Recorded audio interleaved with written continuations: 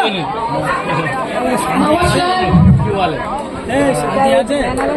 মঞ্চে উপস্থিত সম্মানীয় বিধায়কগণ, সর্বোপরি আমার পিতা হাজী নুরুল সাহেব এবং আরো অন্যান্য নেতৃত্বগণ সবাই এখানে উপস্থিত, সবাইকে আমার পক্ষ থেকে সালাম প্রণাম জানিয়ে আপনাদের এই সন্দেশখালীর বুকে যে চক্রান্ত নোংরা রাজনীতির রং লাগিয়ে দেওয়া হয়েছিল তার জন্য দুটো কথা বলবো আমি আপনাদেরকে।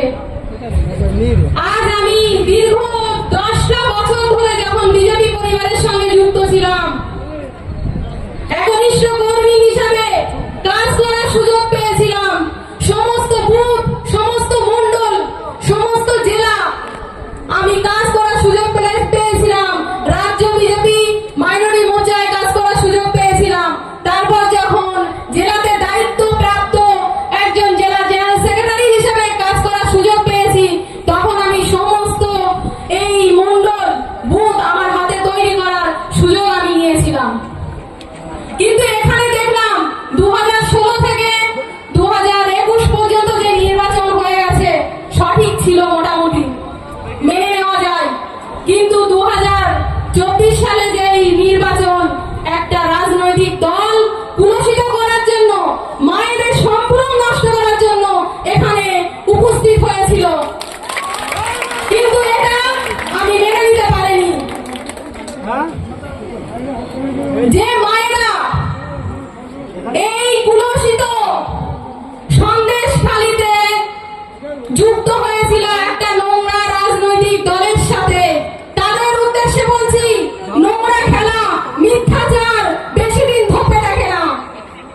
সত্য একদিন উদ্ঘাটিত হবেই, সত্যের জয় সবসময় হবেই, এটা আপনাদের বোঝা উচিত ছিল। রেখা প্রার্থী যখন সন্দেশখালীতে পা দিয়েছিল সেদিনও ওর সঙ্গে আমি ছিলাম।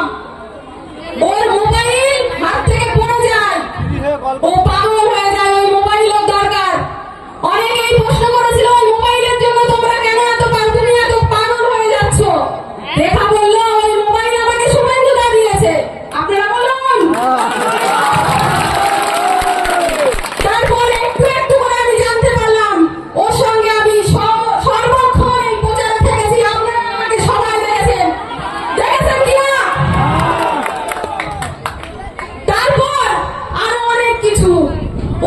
ও যখন আমার সঙ্গে দীর্ঘ সময় কাটাতে থাকে, আমি ওর সঙ্গে অনেক কথা বসে বসে আলোচনা করি, ওর থেকে জানার চেষ্টা করি এক্সাক্ট তোমাদের সন্দেশখালীর মায়েদের সাথে কি হয়েছিল।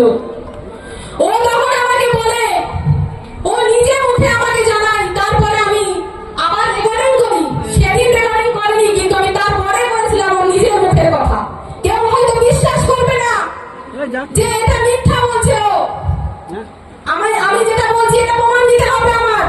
তার জন্য প্রথম দিন আমি ওর মুখে শুনেছিলাম, কিন্তু দ্বিতীয় দিন, প্রথম দিন শোনার পরে আমি খুব ক্ষুব্ধ হয়ে গেছিলাম। মায়েদের নিয়ে এত নোংরা চক্রান্ত, আমি সেই পরিবারের সঙ্গে মিশে আছি।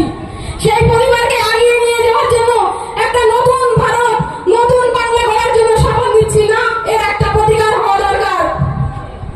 কিন্তু আমি সেদিন রেখার সাথে কথা বলতে বসে রেখা নিজে মুখে জানায়, যখন আন্দোলন শুরু করা হয় তার আগে রাজ্য থেকে বুথ পর্যন্ত যেসব দায়িত্ব কর্তব্য যেসব ব্যক্তিরা ছিলেন, তারা টাকা নিয়ে এসে মায়েদেরকে তুলে নিয়ে বাগানের মধ্যে পিকনিক বানিয়ে খাওয়ার একটা পয়সা দেওয়া হতো তাদের, এবং মিডিয়াকে আগে পাঠিয়ে দেওয়া হতো। কখন কোন মায়েদের ঘর ভাঙা হবে, ভাঙা হতো না, ওটা পরিকল্পিত ভাবে ভাঙা দেখানো হতো। বেড়াগুলোকে ভেঙে দেওয়া হতো রাতে, মিডিয়াকে ভোরবেলা পাঠিয়ে দেওয়া হতো।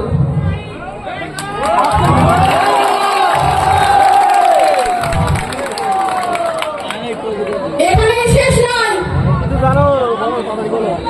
তারপর আমি জানতে পারলাম শুভেন্দু অধিকারী ওই ফোনের মাধ্যমে অনেক কিছু ওকে বলতো, সেগুলো আমার কাছে আছে, আমি দিয়েছি, তৃণমূল ভবনে সব পেশ করেছি।